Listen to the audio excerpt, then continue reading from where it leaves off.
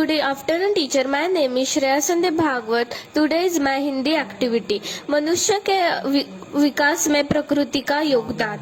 मनुष्य के विकास में प्रकृति का अधिक योगदान है। मनुष्य प्रकृति के ऊपर पूरी तरह से निर्भर है। मनुष्य को प्रकृति ने बहुत चीजें प्रदान की है, जैसे खाना, पानी, सांस लेने के लिए हवा, ऊर्जा दी है। प्रकृति के वजह से ही इंसान का जीवन पृथ्वी पर संभव है।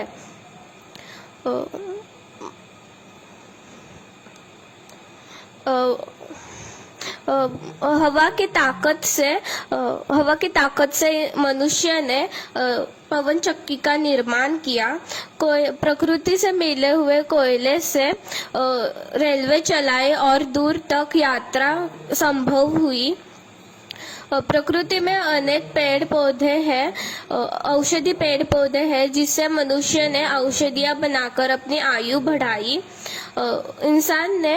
मनुष्य ने सौर ऊर्जा का इस्तेमाल कर बिजली बनाई। Thank you.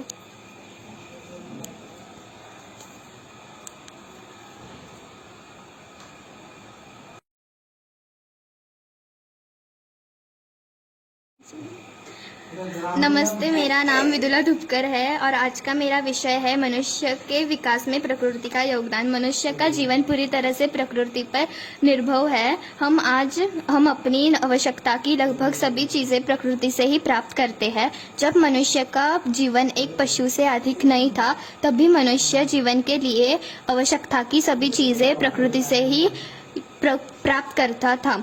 आज जब हम विज्ञान की ऊंचाइयों को छू रहे हैं, तभी हमें आवश्यकता की चीजें प्रकृति से ही मिलती है। प्रकृति और मनुष्य के बीच बहुत गहरा संबंध है। वो दोनों एक दूसरे के पूरक है। मनुष्य के लिए प्रकृति माँ जैसी है, क्योंकि वह हमारा पालन पोषण करती है।